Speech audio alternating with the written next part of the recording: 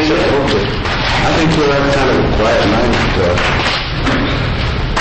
Betty still has some of the after effects of the intestinal flu, so I think we'll probably have the quietest New Year we've had in a long, long time.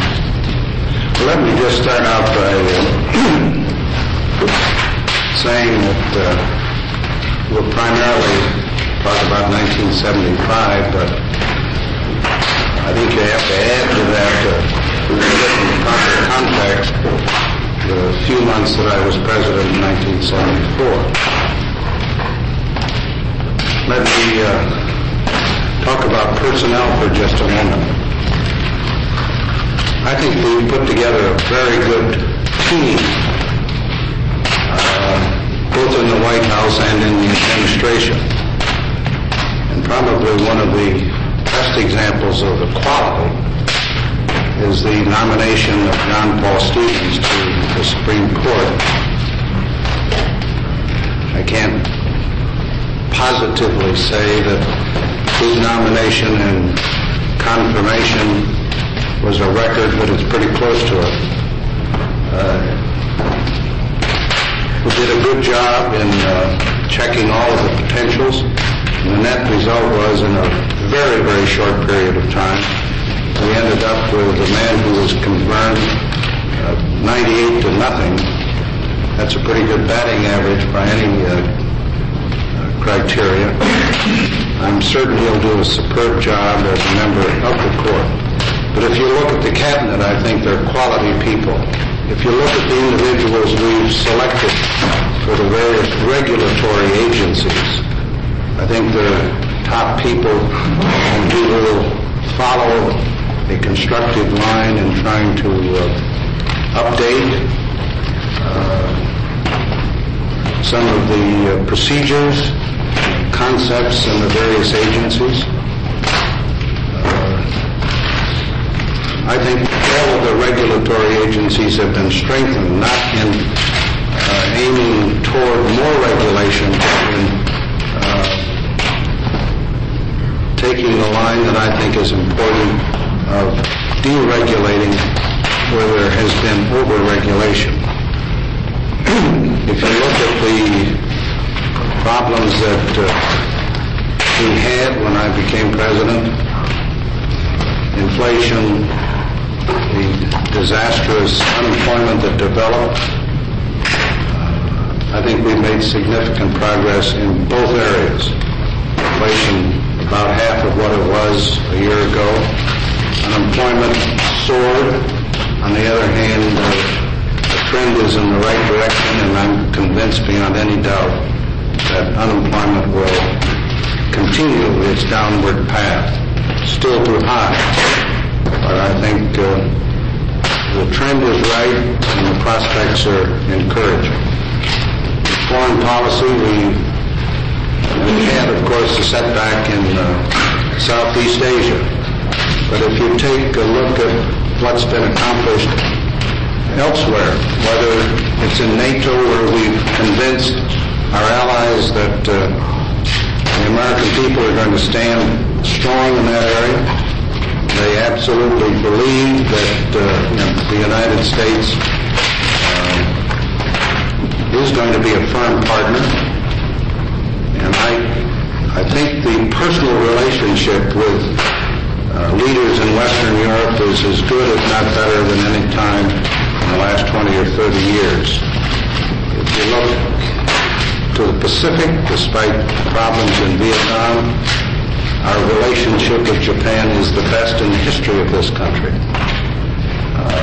We've kept faith with other countries in the whole Pacific area, and they believe that the United States will stand in the future firmly for the freedom that they have and the opportunities for a better life for all of their people. Let me just summarize, if I can, my New Year's resolutions, so you won't have to ask the question.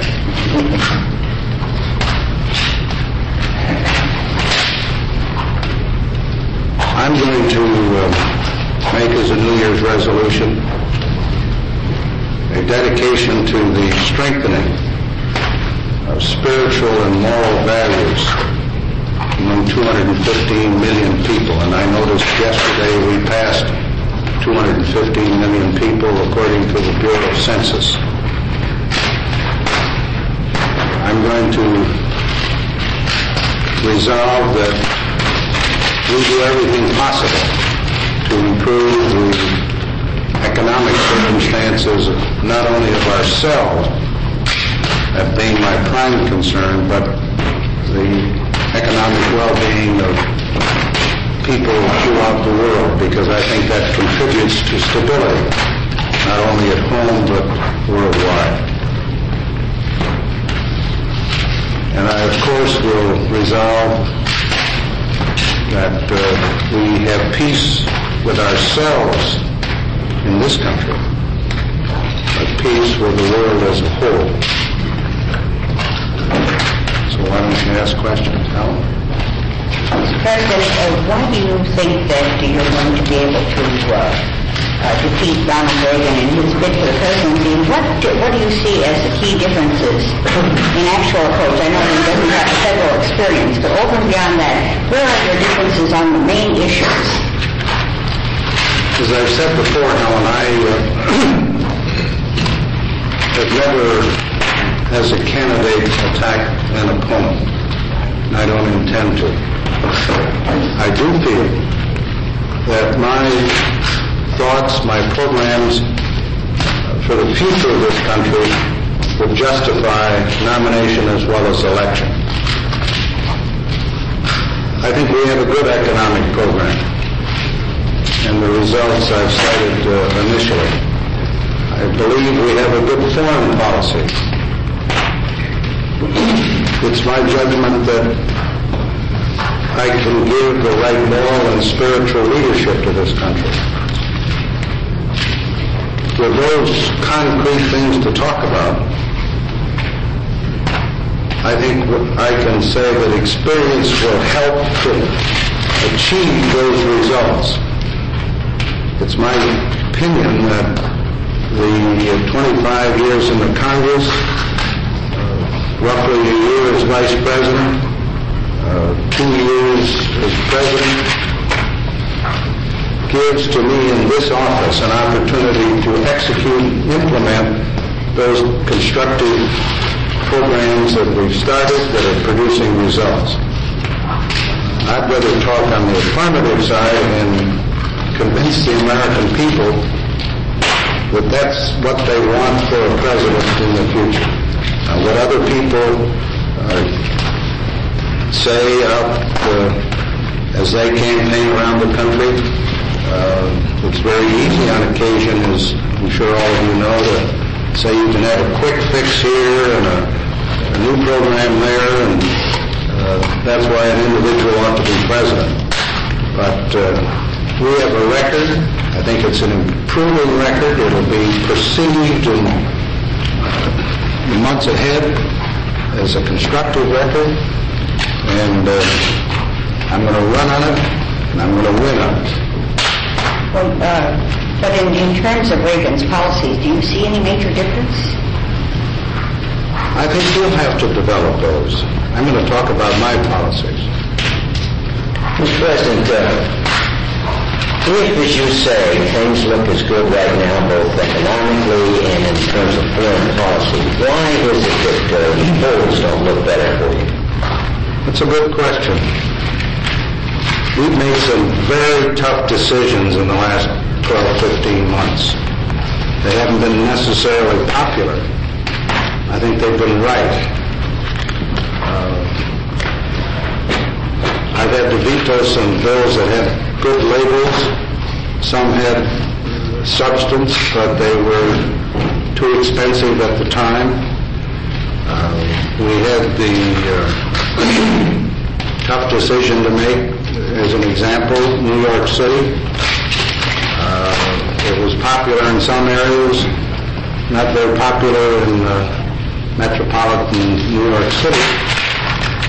But when you make hard decisions, you inevitably antagonize individuals.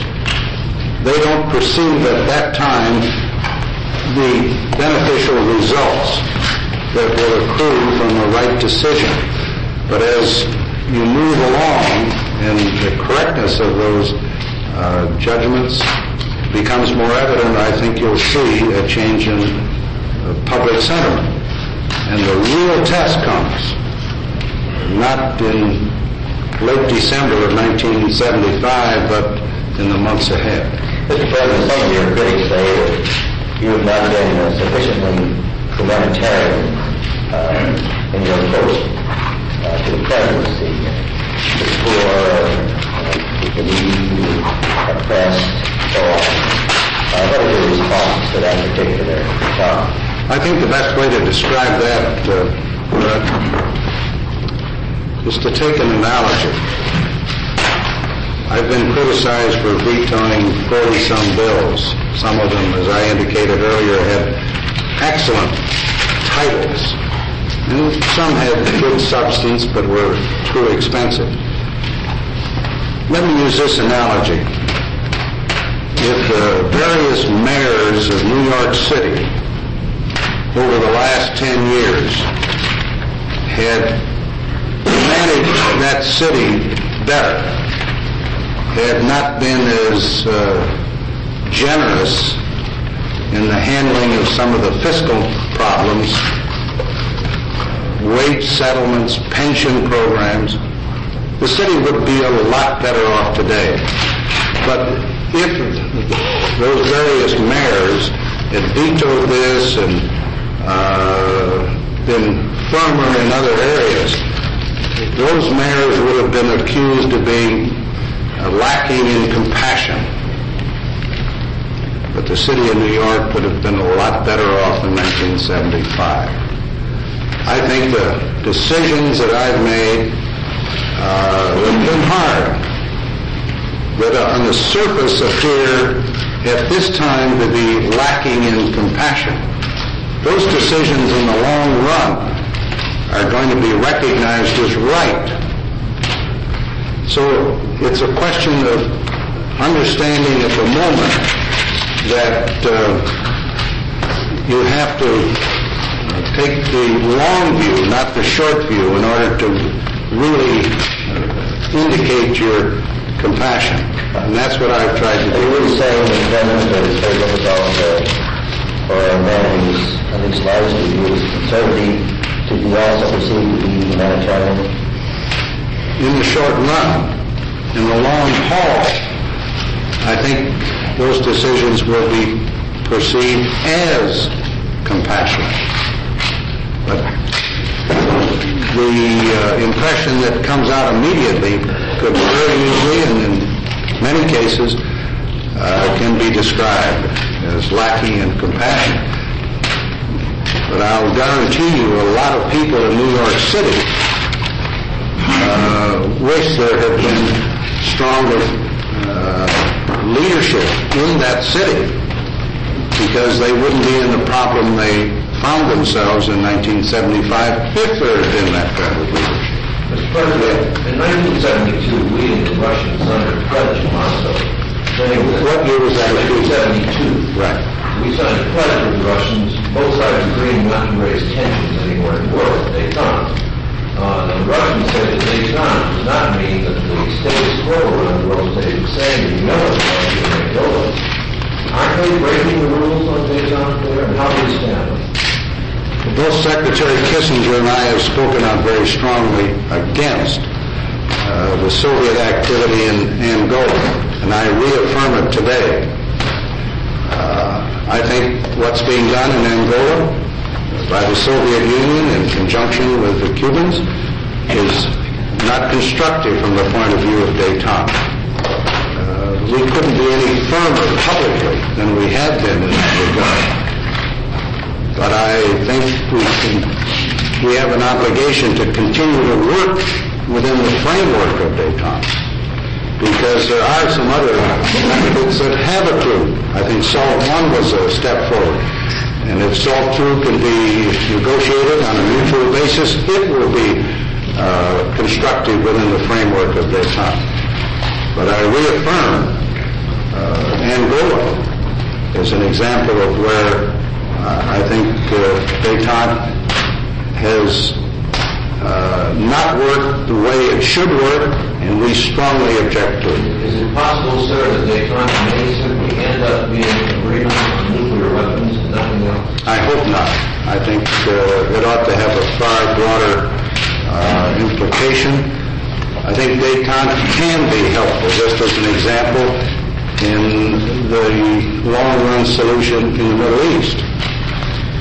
And there are some good signs that it is helping to moderate certain influences in the Middle East. Mr. President, your predecessor sat in this office in May of 1970, warned against the United States and Americans becoming a typical helpless giant. In a sense, our speaking out on Angola is about all we can do. The United States seems seemingly operating within the framework of détente. Seems to be powerless to do anything else other than speak out in offering statements by the President and by the Secretary of State. Have we therefore reached, in effect, a kind of a status in the world where we are a pitiful, helpless giant in the continent of Africa? I don't think we're a pitiful, helpless giant in Africa. We have a great many countries that look to us and work with us, and I think are sympathetic to what we're trying to do in conjunction with them. There are some African states that obviously don't look toward us, but look toward the Soviet Union. I think we would have been in a stronger position to find a compromise in Angola if the Senate had not taken the action that it took. Nevertheless, despite that setback, we are maximizing the utilization of funds that are available, small as they are. And we are moving as strongly as possible in the area of diplomatic initiatives with the OAU on a bilateral basis, with African states, with other countries throughout the world that have an interest in Africa. I certainly think, despite the handicap of the Senate action, we're going to do everything we possibly can, and we certainly are not a pitiful giant in this process. Mr. President, can I follow that one up? Sure. You said you do everything you possibly can. Would this include the use of rethinking of the sale of grain as a political weapon, or as a diplomatic tool? I think the grain sale with the Soviet Union, the 5-year agreement, is a very constructive part of the policy of détente. It certainly is constructive from the point of view of American agriculture. We have a guarantee of 6 million tons a year, with a top limit of some 8 million tons. I think, over the long haul, will be looked upon as a very successful negotiation. I see no reason at this time, certainly, under the circumstances existing today, for any revision of that negotiated agreement. Why is it necessary for you to rule out any improvement in our relations with Cuba? In the area of Angola, it's essentially no different than what the Soviet Union is doing or South Africa is doing, but especially Cuba what the Cubans done. It's pretty hard for me to see what legitimate interest Cuba has in sending some 6,000 well-equipped, well-trained military personnel to Angola. I just don't see what their interest is, and it certainly doesn't help our relations when they know our relations with Cuba, when they know that we think it's in the best interest of the three parties in that country to settle their differences themselves. one thing saying in the way that they talk to the Soviet Union, it is not closing all our relations with South Africa, what they're doing there. Why is Cuba singled out for apparently a more strict treatment? I think that's very simple. We've had a period of, 13 years of very or few, if any, contacts with the government of Cuba, and many, many differences. And there were some prospects, and I say were some prospects, for gradual improvement. But when we're trying to resolve differences in Angola, they are seeking to expand the conflict there with active military personnel. It just is such a different view from our own. I don't see how under those circumstances we can feel that we can work with them in the future in this hemisphere or elsewhere.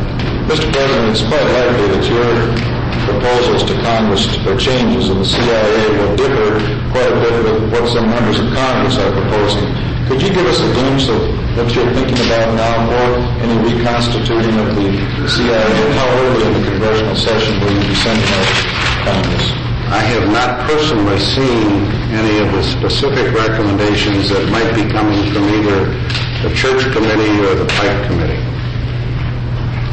I have a sizable book on the back of my desk there of recommendations not only from the Rockefeller Commission but from the Murphy Commission, from the various departments in the government. Within the next week I'll make my decisions based on these recommendations.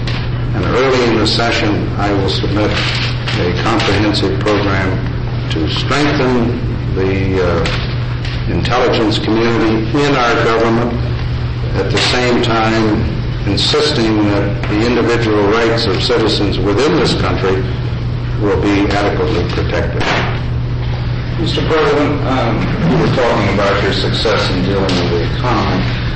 The unemployment rate has come down slowly but sticky to about 8.5%. At the same time, you were talking in terms of your budget for next year of one that puts a lid on additional domestic spending. How does putting a lid on that, how much does that threaten the improvement you see in unemployment? And is there some point, say, if unemployment were still around 7.75% in June, would you then feel that we would need more stimulus and more spending of one sort or another? Well, I think the 395 spending figure for the budget of 1977 is a constructive effort in continuing the improvement in our economy, not an undercutting of the progress that we're making. I say that because incorporated with the 395 ceiling is a $28 billion tax reduction, $10 billion more than Congress passed if you annualize the tax reduction for the next 6 months in 1976. So the 395 will give confidence, in my judgment, to the American people that we're getting a handle on the growth in federal spending. And if you incorporate it with the tax reduction proposal, I think the stimulant to the economy will be very significant and healthy. And I don't foresee with this combination, if we can settle Congress on it, of any need in 1976 for significant increases in any spending area. Well, is there a point, at least forecasted from time to time, is there a point of progress in unemployment which would be so low that you wouldn't find it tolerable in terms of the progress in the economy and hardship that you talk about in this letter? That's speculation that I don't think is justified. Our plans are, and we think we have good advice and good statistics, that unemployment will continue downward as it goes from the high of 9.3 several months ago. On the other hand, if any contingency arises, of course we'll meet it. But the program, based on the best advice, program based on the best statistics, doesn't anticipate the kind of circumstances that you have indicated. Mr. President, could you summarize for us what you believe are the chief obstacles you face in winning the Republican nomination and being elected for a full term in office? I don't foresee any serious obstacles. It'll be a good struggle. But I think as the public perception of what we've done, both at home and abroad, comes across, and I think it will, then I think the nomination will be successful. If I could just follow up, sir. Sure.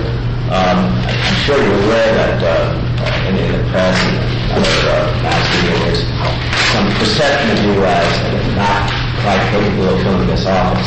And I wonder, sir, what your reaction to this is personally, some of your aides do, that he really doesn't run in the hall.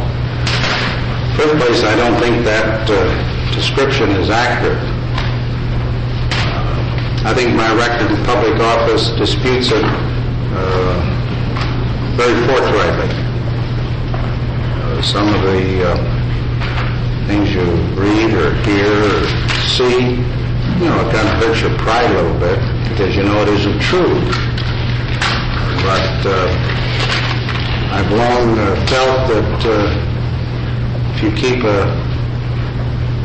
high degree of composure and don't get rattled and have total confidence in yourself, that things work out pretty well. I might add this. I was looking at some cartoons over the past years, I should say, in American political life. And the ones today are not any sharper than the ones in the past. Presidents have survived that kind of criticism. Those that did had good programs and were right. And I think you have to have a sense of humor about this. You have to be a little thick-skinned. And I think that comes from some experience. The main point that I'd like to emphasize, and I said it at the outset, is that I don't think they're accurate. I have complete and total confidence in my own capabilities, and the record, I think, proves it. Mr. President, you should run in early primary poll and have some setbacks in New Hampshire and Florida. Do you believe it would be good for the Republican Party or other candidates, men who have been such as Mr. Richardson, I certainly like some of the others that would have been responsible for this material, to then get in and challenge Ronald Reagan, or you believe it should be a two-man race straight to the convention in terms of trying to reach the nomination? I don't think I ought to judge what others might do. I can only say what my intentions are, and I reiterate them today. I've said them consistently, but I intend to be in the ballgame right down to the convention. I intend to win.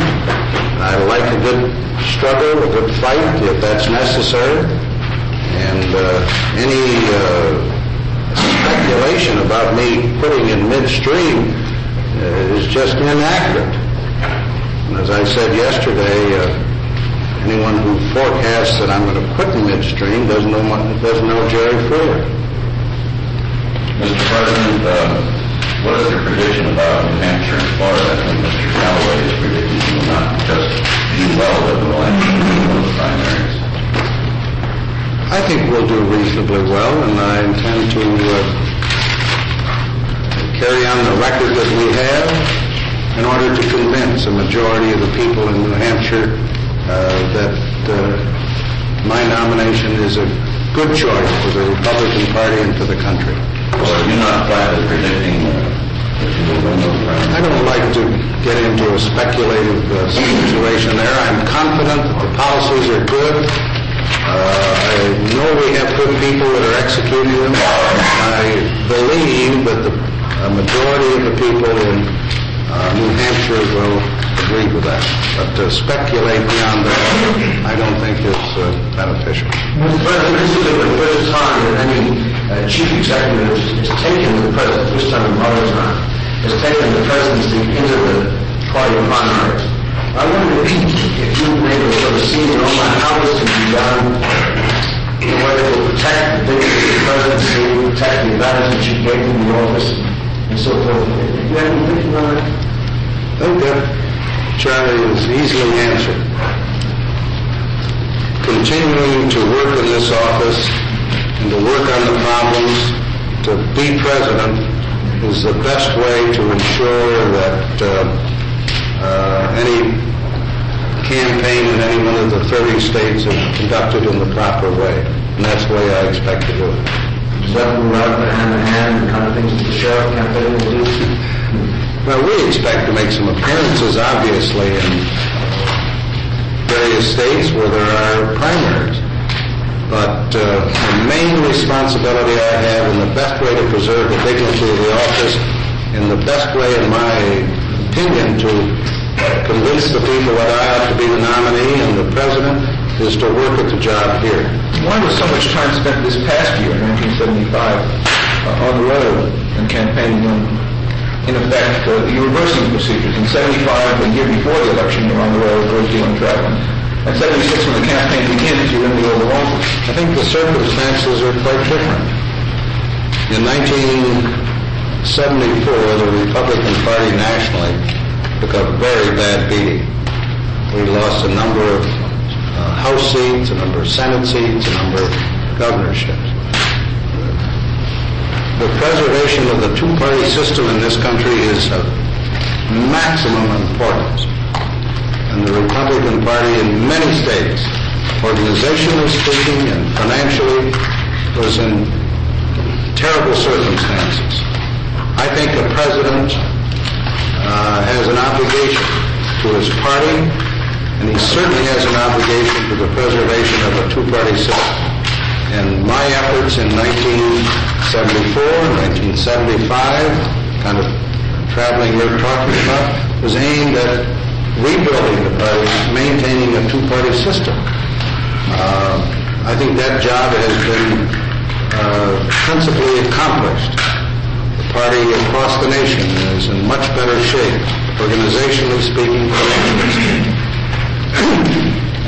Now we come to 1976, and it becomes more personal because of the primary president. I'm going to do the job here. I think that's the best way to convince the people. We'll make some appearances, obviously, but it won't be on the magnitude that I did in 74 and 75. Mr. President, did you sit down at some point in recent months with your associates and work out any kind of game plan for first winning the nomination? Or is it sort of a week-to-week improvisation as it sometimes appears? Obviously, we are in close consultation with Bo Calloway and the people that are associated with Bo on a purely political side.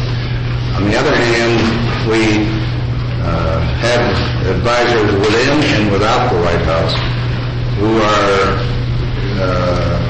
laying out policies and programs that are aimed not at the political side, but at the non-political side, that will be helpful in getting a nomination and in being elected president. So it's a combination, and it has been working over the months, and I think it'll produce results. Mr. Calloway says that he has no point of contact here at the White House other than yourself. Are you thinking of putting in some political operative here in the White House?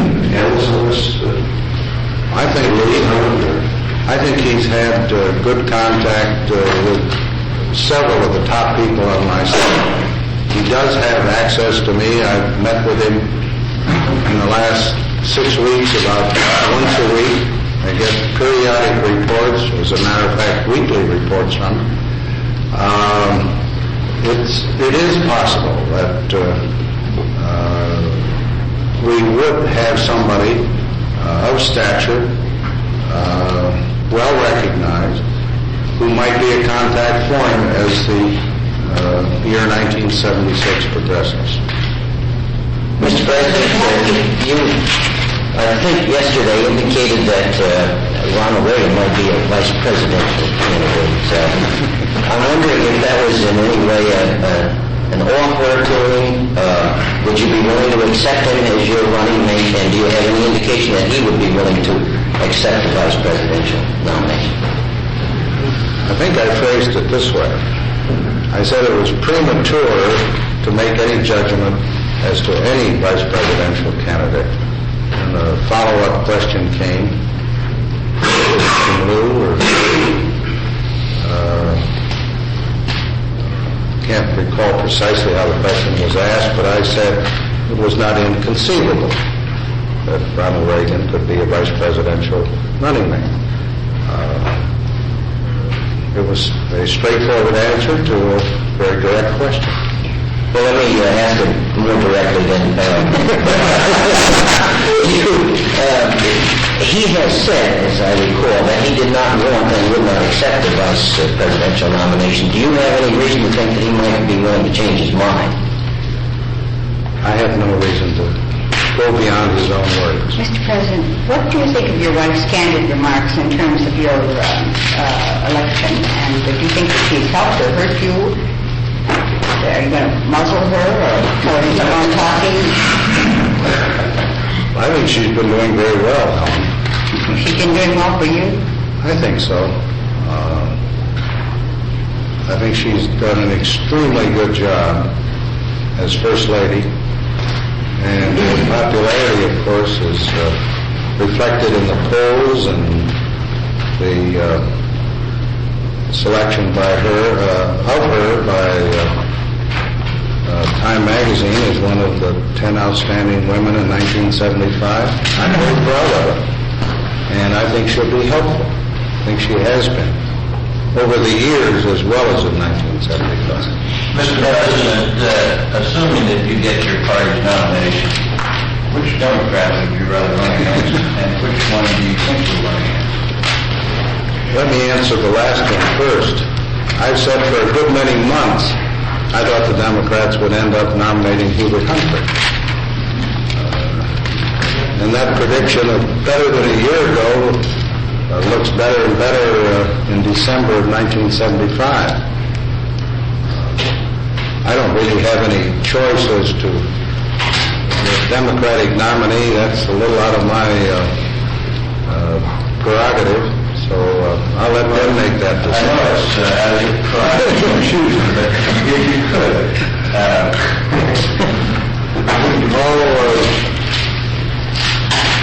I really haven't given it any thought. Because I guess when you come right down to it, regardless of the nominee, I think I can win. Yeah. You've said on several occasions, and you said again this morning, that the preservation of the two-party system is so important, and that you have advised them, like Senator Mathias and by indirection Governor Wallace, to work for the single party conventions rather than setting up a third or a fourth party candidacy. What can your party, as well as the other parties, do to get back some of these voters who have been discontent, who have been dissatisfied with the system and found the independent view? First, I think they have to look at the record of nations where they've had multiple parties. And those countries that have had that experience or have it now don't have a political stability such as we have in America. I think they have to learn that a two-party system is the best. It's worked well for us, and it the multiple party system has worked badly for most other countries. Number two, I think we have to convince these people who have disassociated themselves with both Democratic and Republican parties that they can achieve far more success working within the two parties. I've always found that it's better to be playing the game rather than sitting on the sidelines. And I think that's what these people, well-intentioned, dedicated individuals, have to realize they can do more constructively for their country if they're working within the framework of the two-party system. And there is enough breadth in the political philosophy of both major parties, I think, to permit most Americans to be a participant, either as a Democrat or a Republican, and I know they can get more done and contribute more significantly. Mr. President, you mentioned at the beginning your team, how proud you are. All right, what if during this year some members of your administration become an issue in themselves and make it more difficult for you to get things through Congress? How would you then assess their value to your administration? Bonnie, I don't anticipate that.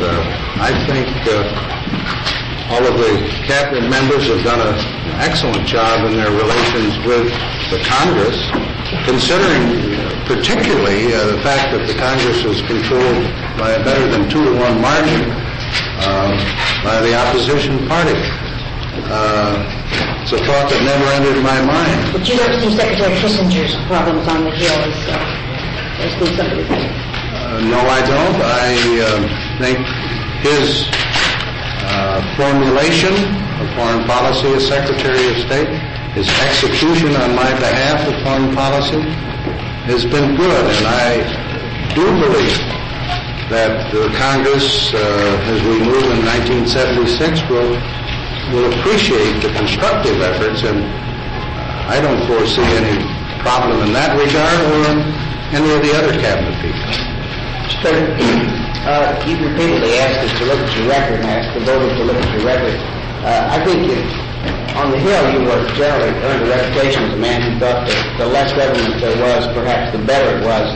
You have a State of the Union coming up in 2 or 3 weeks. Can we expect any new programs in that State of the Union, or do you believe we're at a time in history where a presidential candidate can run on this feeling that the less government, the better government, we're not going to offer new programs, we're going to offer less programs?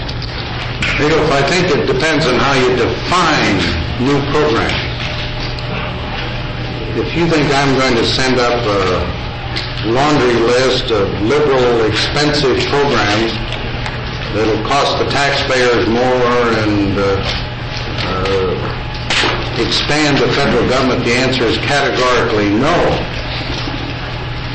On the other hand, if you define a new program as a restructuring of an area within the government,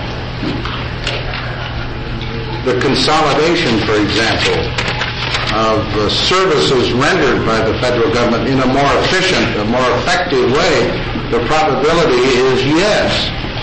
And let me give you an illustration. 1974, on the recommendation of the then administration, the Congress passed the Community Development Act of 1974, which took, as I recollect, 7 categorical grant programs to communities throughout the United States. And those 7 programs were combined in one block grant program for municipalities all over the country. That was a new program in concept, and it's worked well. It's gotten greater participation among citizens in these communities. It's given more flexibility to the city to meet their problems, and I think it's on a cost-plus basis has been a good investment, far better than the other programs. I think that's a new program. And there is a distinct possibility that in the State of the Union we will recommend certain consolidations in areas where there have been so many categorical programs, so much overlap, so much inefficiency, so much unhappiness by mayors and governors with the problems that they have with this multiplicity of programs.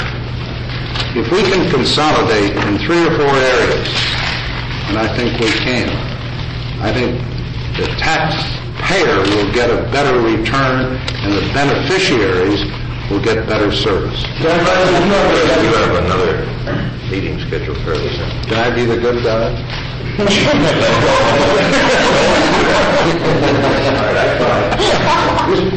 I follow up with one question? Several weeks ago, at one of the budget breakfasts, Mel Laird said that he thought that one thing we had to talk about was national health insurance. That very afternoon, Vice President Rockefeller presented his report to you from his various town meetings around the country, and there's a paragraph in there that said national health insurance is.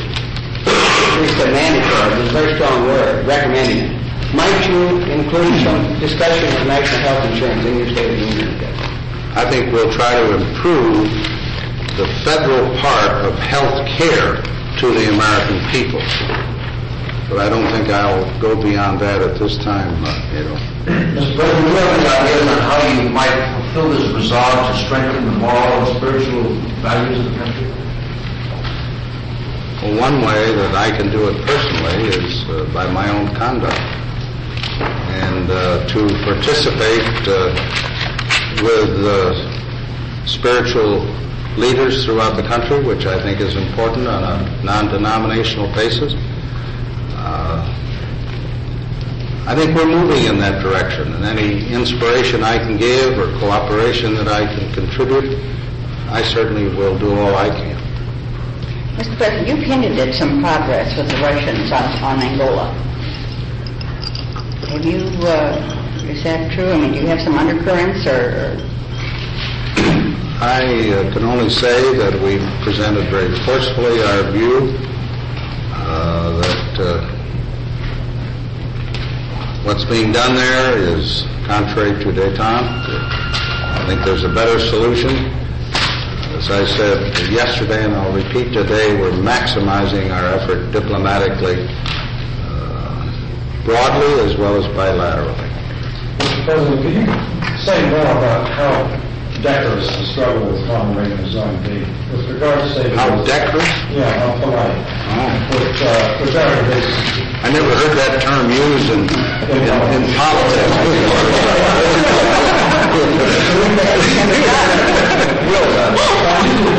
Because Ronald Reagan has proposed a $90 billion cut in federal outlays that will retire $5 billion of national debt and reduce our taxes 22%. Congress will. He said, now there are those who argue that the effect of that, say, would be an enormous increase in property and state and local taxes, or a substantial cut in, say, the caliber of schools and teacher salaries, this sort of thing. That seems to be a legitimate issue and perhaps a difference between Ford and Reagan. Will you take on, say, in detail the possible drawbacks that you see in his proposal to cut federal outlays by $90 billion? Does that violate the rule that you will not attack your opponent? I think the best answer to that is the one I gave the other day. I had met a day or so before with 9 governors, 5 Democrats and 4 Republicans, as I recall. And in the course of this 2-hour-plus discussion of the problems of state government, it was very obvious to me that none of them, Democratic or Republican, were very sympathetic to the approach that you mentioned. And after all, they're governors today, and they realize the problems if all of a sudden $90 billion worth of extra cost was thrown upon their shoulders.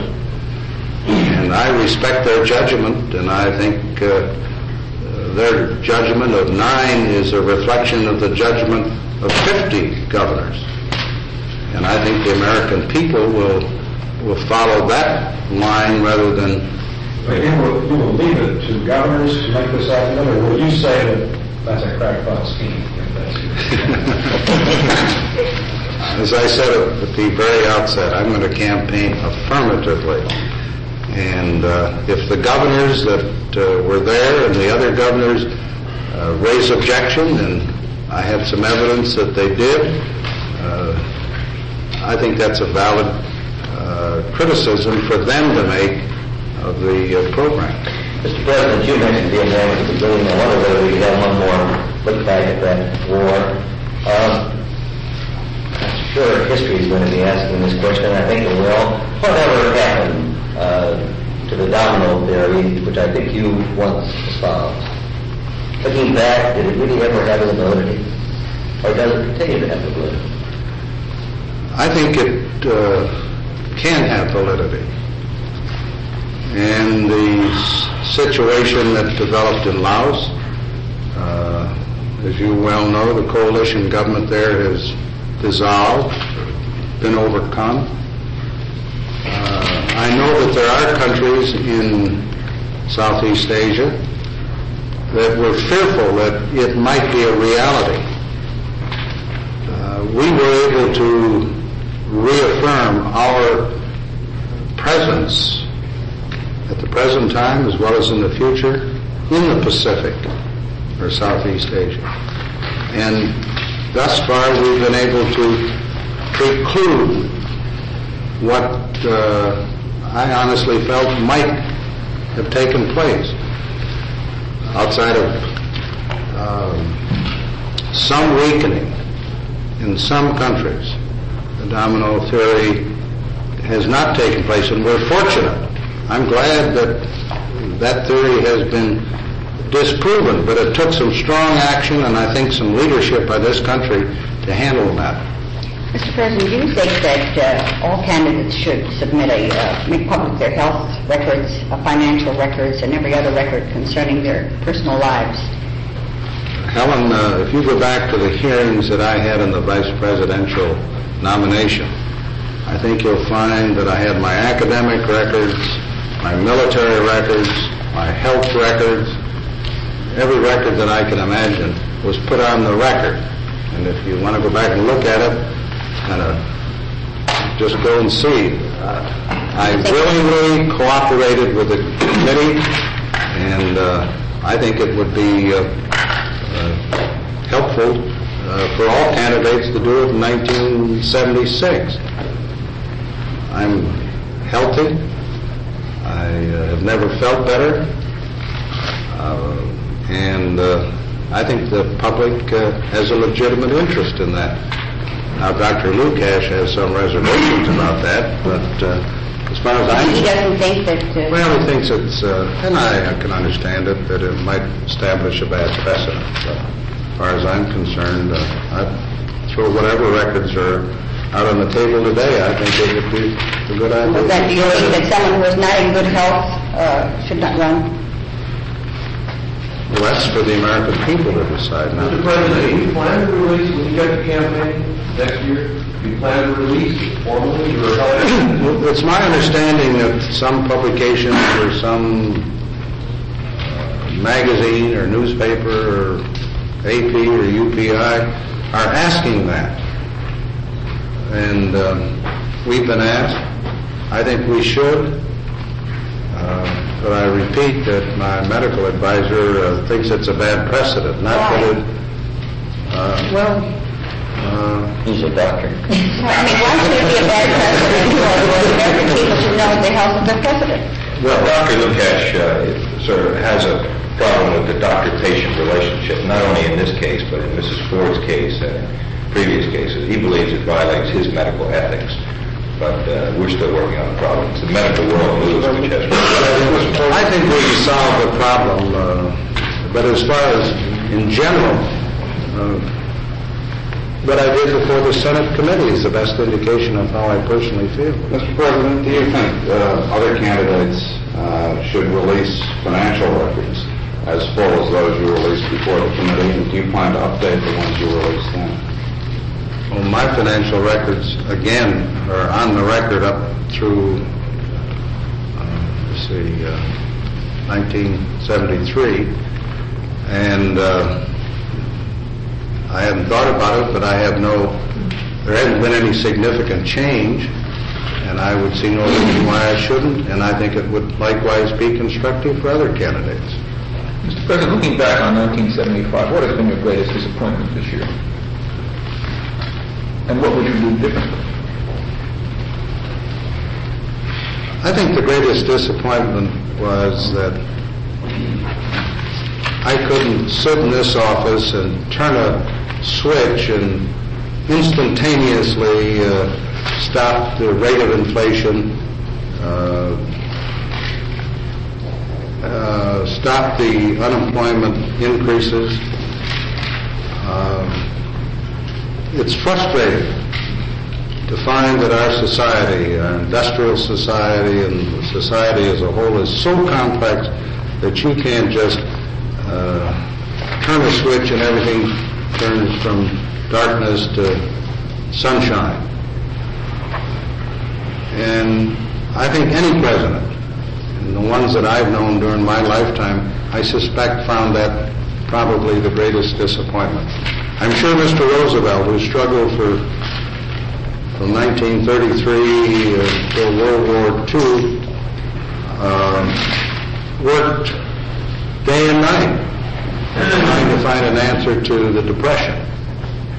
I'm sure that he sat in this very office and wished he could turn a switch and get the 14 to 15% unemployment changed. But it just doesn't happen that way. And that is a hard lesson I think any president runs into. It is a disappointment because you know there is hardship, you know there is disappointment throughout the country. And from a personal point of view, that was the most disappointing thing. Well, any more questions? That's one final question. Goes back to the matter of running. You say that those that think Gerald Ford may drop out of the race before the very end, or don't know you. But in all of your political life, 25 years or so, you have never sought the presidency. The question goes to whether or not you have, since you've come into the office, developed the all-consuming desire and drive that it will take to win an election. Do you feel that you have that now and the determination to do it? No question in my mind. I have a vision of what I want America to be. I think it's a good vision for 215 million Americans. I've said it in one way or another in response to other questions here. At peace with ourselves, peace throughout the world, better economic conditions, the strengthening of individual freedom in this country, the protection of our environment as we try to move forward as a nation economically, control of the very difficult problem of crime. These are the things that I want done. I happen to believe that they're good for America. I strongly feel that I'm qualified to implement and to achieve those goals, that vision. So I do have a drive. And I have said repeatedly, and I'll say it once more, I get up every morning and can't wait to get to this office, to get to the problems, and I never go home at night feeling we haven't made some progress, not as much, but I look forward to the next day because I think we'll make more progress in the achievement of these goals and this vision. Thank you very much. May I just say one thing in conclusion? This is the second of these kind of informal, somewhat restricted get-togethers. I know that some in the press have felt that everybody should be here. As we move ahead, if you all like this approach, what I would like to do is to next week or next month, whenever the time comes, to have a different group so that everybody feels they get included and that no one feels they get excluded. So I say to those who are not here, we'll try to get them in the next time around. Have a good year. Happy New Year. Happy New Year. Thanks very much. Hope you all really, in retrospect, you liked it out there in Gerald.